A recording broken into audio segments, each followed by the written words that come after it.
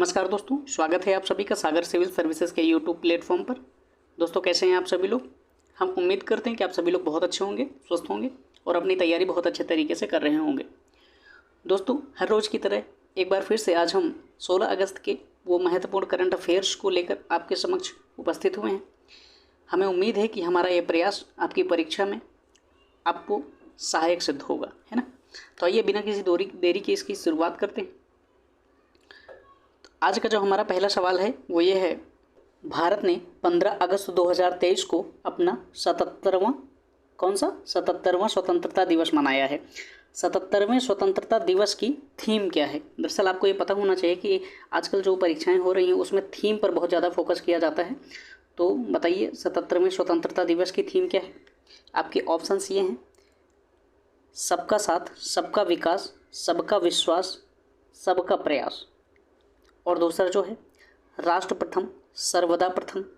आपका तीसरा ऑप्शन ये है, हमारे सैनिकों का समर्थन करें, हमारे सैनिकों को सलाम करें।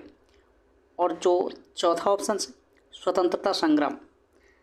इसमें जो आपका सही जवाब है वो है राष्ट्र प्रथम, सर्वदा प्रथम। राष्ट्र प्रथम, सर्वदा प्रथम 77वें स्वतंत्रता दिवस की थीम है।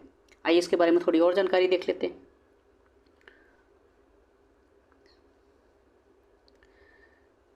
15 अगस्त 1947 को भारत ब्रिटिश औपनिवेशिक शासन से स्वतंत्र हुआ था। इसीलिए आज के दिन को आज़ादी के दिवस के रूप में मनाया जाता है। यह दिन भारत की आज़ादी के लिए लड़ने वाले स्वतंत्रता सेनानियों के बलिदान के सम्मान में मनाया जाता है। और 2023 की जो थीम है राष्ट्र प्रथम, सर्वदा प्रथम। और आपको एक चीज़ और ध्यान रखनी है, इसी दिन भारत के तत्कालीन प्रधानमंत्री श्री पंडित जवाहरलाल नेहरू जी द्वारा 15 अगस्त 1947 को दिल्ली के लाल किले के लाहौरी गेट पर झंडा फहराया गया था। हमारा अगला सवाल जो है कुछ अधूरे शब्द नामक पुस्तक के लेखक कौन हैं जो अभी हाल ही में विमोचित हुई है। आपके ऑप्शंस ये हैं, अमिताभ घोष, अरविंद पनगड़िया, झुम्पा लाहिड़ी, आशुतोष अग्निहोत्री। बताइए आपका सही जवाब क्या है। इसका जो सही जवाब है वो आशुतोष अग्निहोत्री जी हैं। कुछ अधूरे शब्द हिंदी कविताओं का एक संग्रह है जो जीवन की सरल खुशियों का प्रमाण है। और इस किताब को जो कुछ अधूरे शब्द है इसको आशुतोष अग्निहोत्री जी ने लिखा है। और इनकी जो अन्य पुस्तकें हैं, ओस की थपकी, स्पंदन, मेरी दीवार के रंग एक ही ब्रश में नहीं, मेरी दीवार के रंग एक ही ब्रश में नहीं, ये चीज़ें आपको ध्यान रखना है। तीनों कविताएं किसकी हैं, ये आशुतोष अग्निहोत्री जी की हैं। आइए अगला सवाल देखते हैं।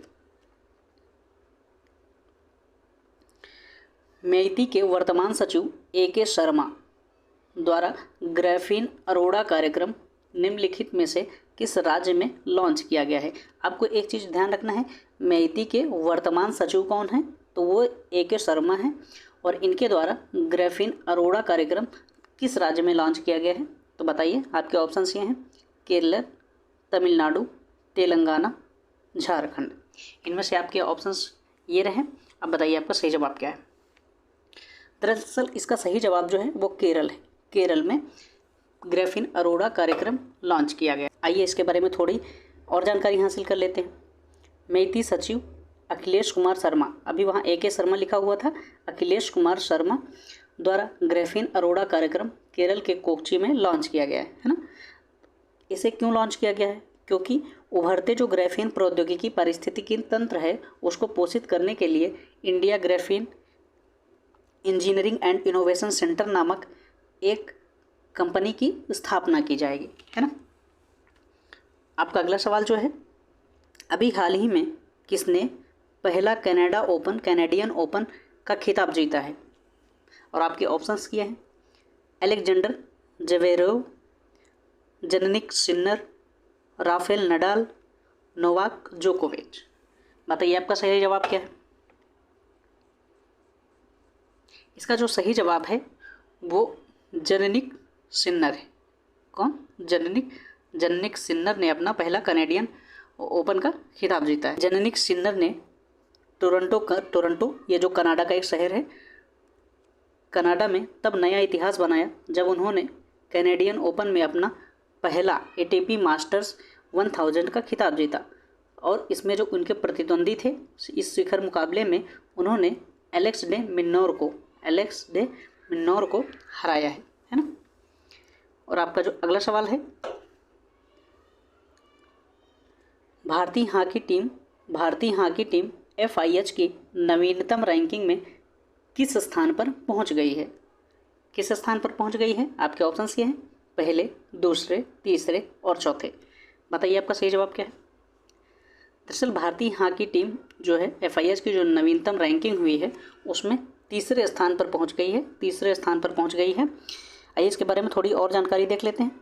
एशियाई चैंपियंस ट्रॉफी की खिताबी जीत के बाद भारतीय हॉकी टीम FIH के नवीनतम रैंकिंग में तीसरे स्थान पर पहुंच गई है। भारत ने इंग्लैंड को पीछे छोड़ते हुए तीसरा स्थान हासिल किया है। मतलब अभी तक तीसरा स्थान किसका था? तो वो इंग्लैंड का था। इस रैंकिंग में नीदरलैंड पहले स्थान पर है, जबकि बेल्जियम दूसरे स्थान पर है। भारतीय टीम ने 2021 में टोक्यो ओलंपिक में कांस्य पदक हासिल करने के बाद यह रैंकिंग हासिल की थी। मतलब इसके पहले उसकी रैंकिंग एक बार और थी 2021 में। वो कब थी? जब उसने टोक्यो ओलंपिक में कांस्य पदक जीता था। तो अगला सवाल देखते हैं। निम्नलिखित में से किसके द्वारा कोलकाता स्थित garden rich ship builders and engineers limited में पोत विंध्यगिरी का शुभारंभ किया जाएगा? तो किसके द्वारा शुभारंभ किया जाएगा बताइए। आपके ऑप्शंस क्या है? राजनाथ सिंह, द्रौपदी मुर्मू, नरेंद्र मोदी जी, श्री नितिन गडकरी जी। आपका जो सही जवाब है दरअसल वो है, ये है, इसे राष्ट्रपति द्रौपदी मुर्मू जी द्वारा शुरू किया जाएगा। आइए इसके बारे में थोड़ी और जानकारी देख लेते हैं। माननीय राष्ट्रपति श्री द्रौपदी मुर्मू जी द्वारा 17 अगस्त 2023 को कोलकाता स्थित garden rich ship builders and engineers limited के प्रोजेक्ट 17A फ्रिगेट के पोत विंध्यगिरी का शुभारंभ किया जाएगा, है ना। विंध्य की जो ये पोर्ट है का नाम जो है कर्नाटक की पर्वत श्रृंखला के नाम पर रखा गया है। यह प्रोजेक्ट 17A का 6वां संस्करण है। कौन सा है? 6वां संस्करण है। ठीक है। अगला सवाल देखते हैं। निम्नलिखित में से किस मंत्रालय ने भारतीय web browser development challenge launch किया है? किसके द्वारा लॉन्च किया गया है? भारतीय वेब ब्राउज़र डेवलपमेंट चैलेंज किसके द्वारा लॉन्च किया गया है अभी हाल ही में? आपके ऑप्शंस ये हैं, शिक्षा मंत्रालय, इलेक्ट्रॉनिक्स और सूचना प्रौद्योगिकी मंत्रालय, सामाजिक न्याय एवं अधिकारिता मंत्रालय, कारपोरेट कार्य मंत्रालय। बताइए आप इनमें से किसके द्वारा लॉन्च किया गया है? दरअसल इसे इलेक्ट्रॉनिक्स और सूचना प्रौद्योगिकी मंत्रालय के द्वारा लॉन्च किया गया है। आइए इसके बारे में थोड़ी और जानकारी देख लेते हैं। अभी हाल ही में इलेक्ट्रॉनिक्स और सूचना प्रौद्योगिकी मंत्रालय ने भारतीय web browser development challenge launch किया है। भारतीय वेब ब्राउज़र डेवलपमेंट चैलेंज प्रौद्योगिकी उत्साही, नव प्रवर्तन और डेवलपर्स के लिए एक स्वदेशी वेब ब्राउज़र बनाने की खुली चुनौती है। इस चैलेंज में जो भी विजेता होगा उसको नगद पुरस्कार दिया जाएगा, और नगद पुरस्कार के रूप में कितनी राशि दी जाएगी? 1 करोड़।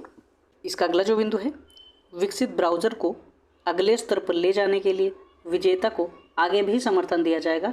ऐसा नहीं है कि सिर्फ एक बार उसे पुरस्कृत कर दिया जाएगा फिर उसके बाद कोई मतलब नहीं रहेगा भारत सरकार को, तो उसे बाद में भी समर्थन दिया जाएगा, उसे बाद में भी पुरस्कृत किया जाएगा। तो अगला सवाल देखते हैं। किस राज्य ने वित्तीय स्वास्थ्य स्कोर कार्ड में महाराष्ट्र के बाद दूसरा स्थान हासिल किया है? यानी कि पहला स्थान किसका है? पहला स्थान महाराष्ट्र का है। उसमें वित्तीय स्वास्थ्य स्कोर कार्ड में दूसरा स्थान किसने हासिल किया है? बताइए। आपके ऑप्शंस ये हैं, छत्तीसगढ़, गुजरात, झारखंड, उत्तर प्रदेश। इनमें से कौन सा राज्य है वो? दरअसल इसका सही जवाब जो है वो है छत्तीसगढ़। ठीक है, छत्तीसगढ़। आइए इसके बारे में थोड़ी और जानकारी देख लेते हैं।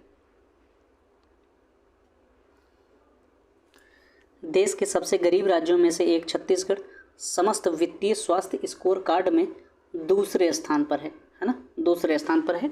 वित्तीय स्वास्थ्य स्कोर कार्ड में महाराष्ट्र पहले स्थान पर है, जबकि तेलंगाना किस स्थान पर है? तो तेलंगाना तीसरे स्थान पर है। पश्चिम बंगाल, पंजाब और केरल निचले 3 स्थानों पर हैं। अगला सवाल देखते हैं। देश का पहला यूनिटी मॉल कहाँ स्थापित किया जाएगा? आपके ऑप्शंस ये हैं, लखनऊ, नई दिल्ली, उज्जैन और चेन्नई। बताइए आपका सही जवाब क्या है? दरअसल देश का जो पहला यूनिटी मॉल है वो उज्जैन में स्थापित किया जाएगा। ठीक है, इसके बारे में थोड़ी और जानकारी देख लेते हैं।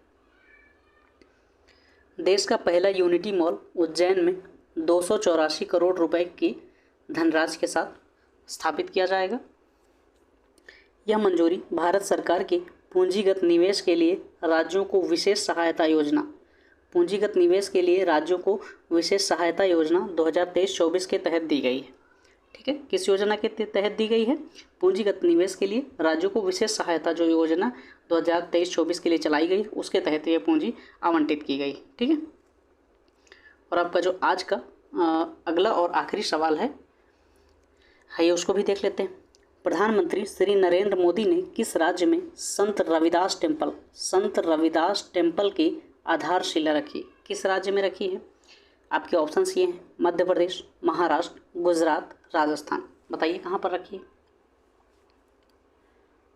दरअसल प्रधानमंत्री श्री नरेंद्र मोदी जी ने संत रविदास टेम्पल की जो आधारशिला है वो मध्य प्रदेश में रखी है, मध्य प्रदेश में। ठीक है, इसके बारे में जो अन्य तथ्य हैं, प्रधानमंत्री नरेंद्र मोदी ने अगस्त 2023 में मध्य प्रदेश में संत रविदास के मंदिर सह स्मारक की आधारशिला रखी है। इसके साथ ही मध्य प्रदेश में 4000 करोड़ रुपए के विकास कार्यों का भी उद्घाटन किया है। संत रविदास जो थे वो भक्ति आंदोलन के एक भारतीय रहस्यवादी कवि थे और 15वीं और 16वीं शताब्दी के दौरान इन्होंने रविदासिया धर्म, कौन से धर्म की? रविदासिया धर्म की संस्थापना की थी, मतलब स्थापना की थी, और ये उसके संस्थापक। अगला बिंदु देखते हैं इसका। यह स्मारक समरसता की भावना से ओतप्रोत है क्योंकि इसमें 20,000 से अधिक गांवों और 300 से अधिक नदियों की मिट्टी का उपयोग किया गया है। ये जो टेम्पल बनाया जा रहा है इसमें 20,000 से अधिक गांवों से मिट्टी एकत्रित की गई है और 300 से अधिक नदियों की मिट्टी को एकत्रित करके इसे बनाया गया है। तो दोस्तों आज की जो हमारी करंट अफेयर्स की क्लास है यहीं पर समाप्त होती है। तो दोस्तों आपसे एक छोटी सी रिक्वेस्ट है, यदि आपको ये हमारा प्रयास पसंद आए तो आप प्लीज़ अपना छोटा सा सपोर्ट दिखाइए और वीडियो को लाइक कर लीजिए, चैनल को सब्सक्राइब कर लीजिए। आपके इस छोटे से सपोर्ट से ही हमें थोड़ा सा मोटिवेशन मिलता है। ठीक है दोस्त, फिर से आप अपनी पढ़ाई करते रहिए, फिर मिलते हैं। धन्यवाद।